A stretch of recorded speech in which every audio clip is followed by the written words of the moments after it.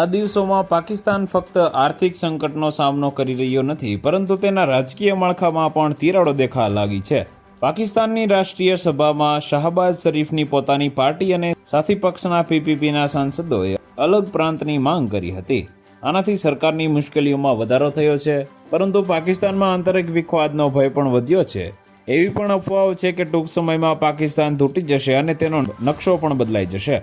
પોતાની media reports અનુસાર શાહબાઝ સરકારના ધાર્મિક બાબતોના મંત્રી સરદાર મોહમ્મદ યુસુફ ખૈબરનું વિભાજન કરીને હજારા પ્રાંત બનાવવાની જોરદાર હિમાયત કરી હતી. તેમનું કહેવું છે કે હજારાના લોકો હજુ પણ મૂળભૂત સુવિધાઓથી વંચિત છે અને ખૈબર સરકાર તેમની અવગણના કરી રહી છે.